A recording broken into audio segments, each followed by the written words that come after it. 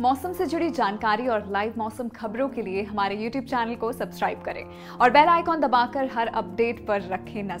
नमस्कार, sky mat weather में आपका स्वागत है। मैं हूं महेश पलावर। तो आज हम बात करते हैं कि मानसून कैसे आता है, क्यों आता है और किस किस जगह पर किस किस समय आता है। तो जो दक्षिण पश्चिमी मानसून है यानी साउथ वेस्ट मानसून, वो 1 जून से लेकर के 30 सितंबर तक होता है भारत में, और उस दौरान जो नॉर्मल बारिश है वो 880.6 मिलीमीटर होती है, यानी कि ये एवरेज रेनफॉल है। पिछले 50 सालों का एवरेज है कि इस दौरान इतनी ही बारिश होती है। तो इसी को हम 100% मानते हैं और इसमें उतार चढ़ाव को देखा जाता है कि कितना कम होगा कितना ज्यादा होगा। कि इस बार हमने स्काई मैट ने जो फोरकास्ट किया है वो 103% है नॉर्मल मानसून का, जो नॉर्मल में आता है। यानी नॉर्मल जो मानसून होता है वो अगर जो 880.6 मिलीमीटर को अगर 100% माने तो उसका 96% से लेकर के 104%, यानी 4% कम और 4% ऊपर उसको नॉर्मल मानते हैं। तो 104 नॉर्मल का अपर लिमिट है, तो हमने 103 बताया है। तो यानी कि अच्छा मानसून रहने की उम्मीद इस बार नजर आ रही है। लेकिन मानसून आने के लिए कुछ क्राइटेरिया फॉलो होते हैं, तभी जाकर के मानसून को डिक्लेयर किया जा सकता है। उससे पहले मानसून को डिक्लेयर हम नहीं कर पाते, यानी मौसम विभाग भी नहीं कर पाता, कोई भी नहीं कर पाता।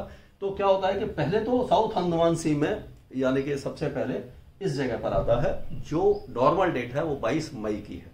तो इसमें क्या होता है कि कभी जल्दी आता है, कभी देर में आता है।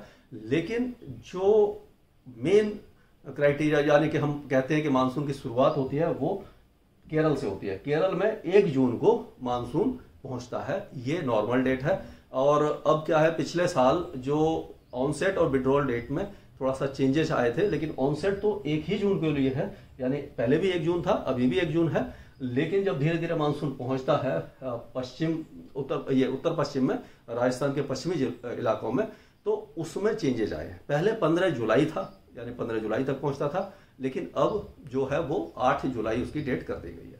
इसी तरह विड्रॉल की, पहले 1 सितंबर से विड्रॉल होना शुरू होता था, लेकिन अब पिछले 50 सालों का जो एवरेज देखा गया है उससे 1961 से लेकर के 1971 से लेकर के 1919 तक के बीच का, तो उसमें देखा गया है कि जो डिले होता है मानसून विड्रॉ होना, यानी कि देर तक मानसून रहता है। तो अब जो विड्रॉल डेट है वो शुरुआत करी है 17 सितंबर से, यानी विड्रॉल शुरू होता है।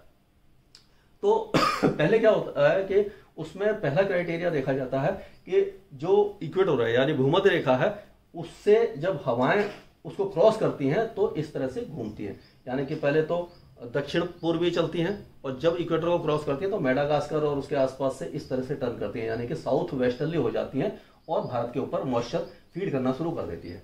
तो पहला क्राइटेरिया है कि ये जो रेखा देखिए आप, यानी इक्वेटर इसमें दिखाई नहीं दे रहा, इक्वेटर से लेकर के 10 डिग्री लैटिट्यूड तक ये, और 55 डिग्री ईस्ट से लेकर के 80 डिग्री ईस्ट के बीच में ये जो एक दायरा बन जाता है, इसके बीच में कम से कम 600 मिलीबार यानी 600 हेक्टापास्कल की ऊंचाई तक जो हवाओं की दिशा है वो पश्चिमी या दक्षिण पश्चिमी हो जानी चाहिए। ये तो एक क्राइटेरिया होगा। दूसरा क्राइटेरिया है, उसको हम कहते हैं कि जो जोनल विंड है, यानी कि जो सरफेस विंड है, यानी कि लोअर लेवल पर 15 से 20 नॉट की तो उनकी स्पीड होनी चाहिए। और वो जो दायरा है वो है आपका 5 से लेकर के 10 डिग्री लैटिट्यूड तक, और ये है 70 से, ये 70 है, यानी 70 डिग्री ईस्ट से लेकर के 80 डिग्री ईस्ट के बीच में। ये जो लाल वाला आप स्क्वायर देख रहे हैं, इसके बीच में सरफेस विंड 15 से 20 नॉट का मतलब है कि 30 से 40 किलोमीटर प्रति घंटा की रफ्तार से सरफेस विंड होनी चाहिए इस पूरे इलाके में। इससे ये दूसरा क्राइटेरिया है। और एक और क्राइटेरिया है out going long wave radiation, यानी कि जो धरती एनर्जी रिलीज करती है उसको out going long wave radiation कहते हैं। तो अगर बादल हैं तो उसको रेडिएशन है कम होगा, क्योंकि वो उसको ट्रैप कर लेगा बादल। तो जब बादल बन जाते हैं तब जो रेडिएशन है वो कम हो जाता है, तो उसकी जो यूनिट है वो 200 से कम होनी चाहिए इस दायरे में। यानी कि ये जो है वो है आपका 200 से कम होना चाहिए। 5 से 10 डिग्री लैटिट्यूड है, और ये है 70 से 75, ये 70 से 75, ये पीला वाला जो स्क्वायर देख रहे हैं, इस दायरे में जो आउटगोइंग लॉन्ग वेव रेडिएशन है वो 200 से कम होना चाहिए। तो यानी पहला क्राइटेरिया होगा कि 600 जो मिलीबार तक जो विंड है 55 से लेकर के 80 और इक्वेटर से 10 डिग्री लैटिट्यूड के बीच में वेस्टर्ली होनी चाहिए। फिर 70 से 80 के बीच में यानी कि 5 से 10 लैटिट्यूड के बीच में सरफेस विंड ईस्टर्ली ये वेस्टर्ली होनी चाहिए 15 से 20 नॉट, और ये 5 से 10 और 70 से 75 के बीच में आउटगोइंग लॉन्ग वेव रेडिएशन भी 200 से कम होना चाहिए। ये तो हो गया एक। इसके बाद जब बारिश शुरू होती है तो 10 मई के बाद, यानी कि 10 मई के बाद आप कभी भी मानसून को डिक्लेयर कर सकते हैं अगर ये सारे क्राइटेरिया मैट होते हैं।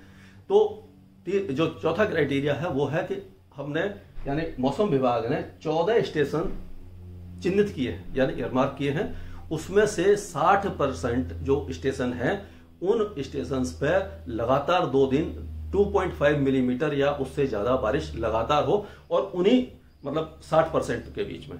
और वो स्टेशन क्या है वो आपको मैं पढ़ के सुनाता हूं। वो है, ये 10 मई के बाद होना चाहिए।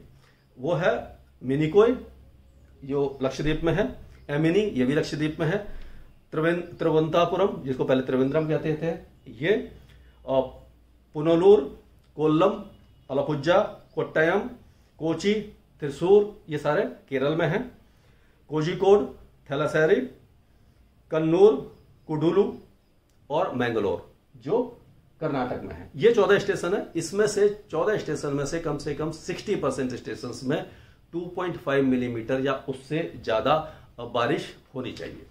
तो जो ऑनसेट है वो 1 जून तो नॉर्मल डेट है। कभी क्या होता है कि ये लेट ऑनसेट होता है, कभी जल्दी भी हो जाता है, तो इसमें चेंजेस आते रहते हैं। लेकिन ये एक क्राइटेरिया नहीं है कि जब अगर ऑनसेट पहले हो गया तो मानसून बहुत अच्छा रहेगा। हो सकता है कि आगे जाके कमजोर पड़ जाए, या ऑनसेट लेट हुआ उसके बाद मानसून खराब होगा, आगे जाके तेज हो सकता है। तो इसको मतलब ऑनसेट डेट से इसका लेना देना कुछ भी नहीं होता। तो मैं आपको बताता हूं कि 2015 से लेकर के 2020 तक ऑनसेट डेट क्या रही थी। 1 जून होनी चाहिए, लेकिन 2015 में 5 जून को केरल पर मानसून आया था, और 2016 में आया था ये 8 जून को, यानी लेट आया था, और 2017 में 30 मई को ही आ गया था, थोड़ा पहले आ गया था, और 2018 में 29 मई को आ गया था, और 2019 में 8 जून को आया था, और पिछले साल एकदम ऑन डॉट यानी 1 जून को आना चाहिए तो 1 जून को मानसून आ गया था। अब आपको दिखाते हैं कि ये ऑनसेट जो डेट है, ये देखिए, ये पहले 20 मई था साउथ अंडमान में, अब ये काले रंग की जो रेखा है वो नई वाली है, यानी नई ऑनसेट डेट है, 22 मई हो गई है। 1 जून पहले भी थी केरल में, अभी भी 1 जून है, तो इसमें कोई परिवर्तन नहीं आया। लेकिन जब 5 जून को, पहले क्या होता था कि 5 जून को इस तरह से मानसून यहां आता था, तो अभी भी 5 जून में बहुत ज्यादा फर्क नहीं आया।